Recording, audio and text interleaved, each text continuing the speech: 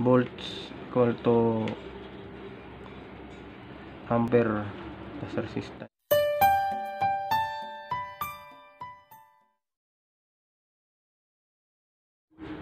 Hello guys, welcome to my channel Electronic Guide PH. Ngayon meron tayong bagong i-share, no, kasi natapos na yung ginawa nating transformer. Ito yung finished product nya. Yung sa nauna kong mga upload, pinakita ko kung paano mag-check ng sirang transformer. Ito na yung finished product natin. I-check natin ito mamaya, kasi ito na yung okay na, good na ito. Ngayon, may nagtatanong kasi doon sa akin sa comment section kung ilang gauge daw yung gamitin na magnetic wire, tapos ilang ampere yung yung gagawin natin guys, kasi wala tayong, ito kasi ginagamit ko lang ito sa sa 302 KB 302. Kaya yung mga gumagawa ng mga katulad ko nga technician, marami kasi tayong mga nakasamahan na gumagawa ng transformer na di pa masyadong expert dito. Kahit yung magnetic wire kasi di naman to issue dito sa amplifier kasi yung sa primary kaya gumagamit ng maliit na gauge kasi hindi kasiya sa sa core. Pero mas maganda talaga pag malaki yung core mo, malaking magnetic wire na yung gamitin mo. Ngayon, paano mo ilang ampere ba to? Paano mo mag-compute ng ampere ng isang amplifier? Ito yun, ampere. Yung pinaka basic guys, kailangan alam natin yung yung equation. Alin ba dito sa mga wire na ito? Sa primary ba tayo kukuha ng ng basihan para o sa secondary? Yung pinaka maganda talaga guys, sa primary tayo laging kumukuha ng basihan, primary turn, primary winding. Ito ngayon, yan. Sulat mo na yung equation ng ng amperes. Meron kasi ditong nakasulat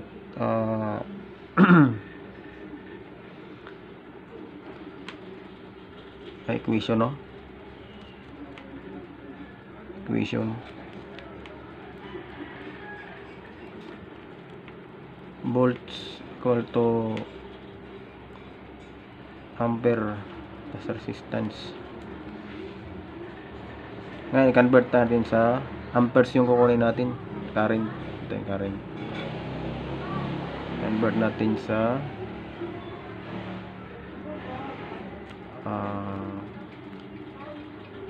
lang natin para mas madali.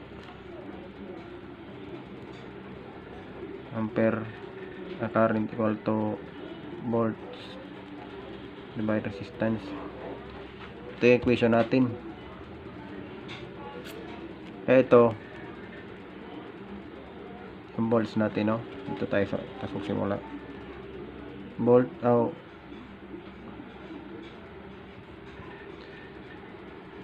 ampere current equal to volts divided resistance. Ngayon wala, ito yung current natin hinahanap. Yung volts natin 220 yung supply natin divided resistance. Ngayon yung primary, nya, yung primary nung nya, kunan natin ng resistance. Yan.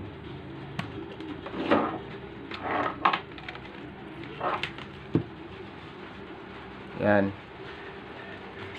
Ang resistance nito is wala na. Resistance ng primary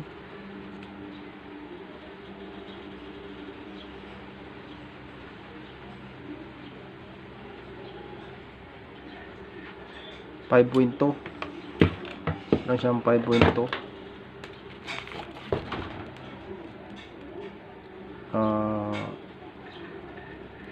5.2 current equal to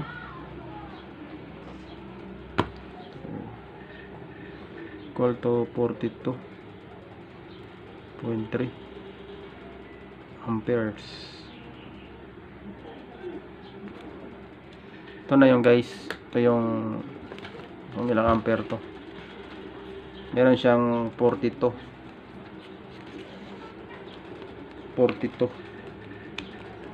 amperes. Ito siya. Yan. Ngayon guys, kasi may nag-comment, yun na yung sa gauge natin yun, sa amperes natin. Sa gauge ng magnetic wire, walang problema kahit gano'ng kalaki yung gamitin, basta kasya lang doon sa ano natin, sa core natin. Ngayon, may nag-comment kasi doon, parang binabas yung upload ko. Sabi niya, pag check daw ng ano, sabi niya doon sa ano ko, sa upload ko nung nakaraan na paano mag-check ng transformer. Kasi ito yun, pag sira daw yung transformer, shortage daw yung sabi niya. Ngayon, ito, good ito. Check natin. Kasi sabi niya, shortage daw pag sira eh. Check natin sa continuity. Kasi marami kasing mga basher, no, na di naman alam yung pinagsasabi. Eh, subukan din nilang mag-share ng kaalaman para makatulong sa tao, hindi yung maghasik sila ng paninira, eh wala naman silang naitulong. Yun lang yung fun guys, no. Ngayon i-check natin dito. Check natin dito sa ito yung primary natin, no. Yan, ito yung primary, no. Na continuity tayo. Yun yung sabi niya guys, sira daw pag shortage yung ano, pag shortage yung amplifier. Sira daw. Yun yung sabi niya. Kasi yung ano ko doon guys, yung tinuturo ko doon, paano mag-check ng amplifier. Siyempre continuity check ka, kasi ito magnetic wire to. Ang iniiwasan natin dito, ang tinitingnan nito, kung may naputol ba doon sa ilalim. Kasi ang kadalasang nasisira nito pag napuputol lang eh.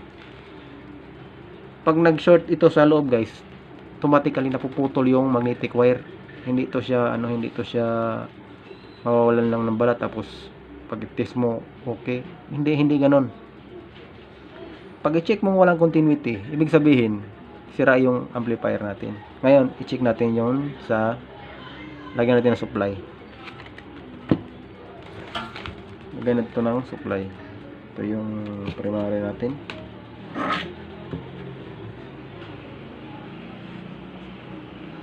Primary.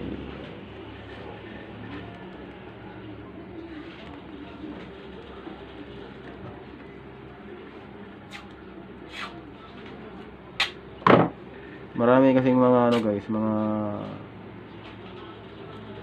tawag nito, mga basher na sinisira yung ano natin, yung binibigay nating mga kaalaman.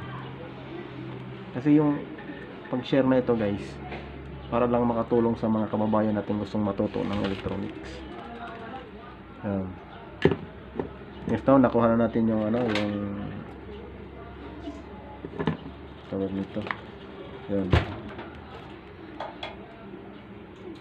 Pero yung ano niya, third winding niya, nawala yung isa. Tika. Ay, ito pala. Itong dalawa, kasi itong tatlo. Ayan.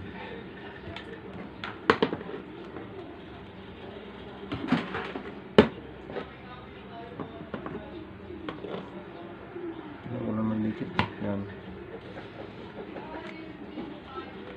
Meron yan siya supply guys. Ngayon i-check natin sa AC volts.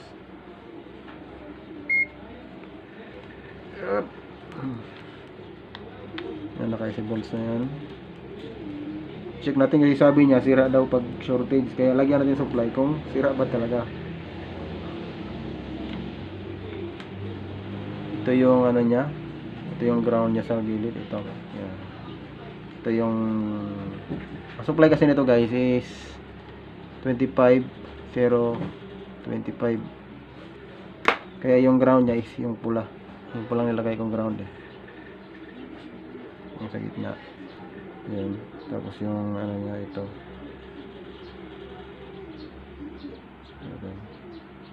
Meron siyang 25,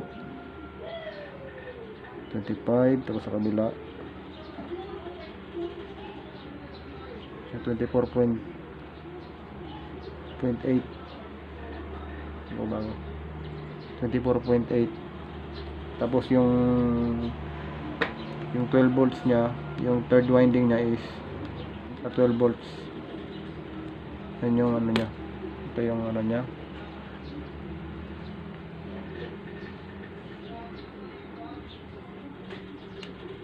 Yan. Yan, 12 volts.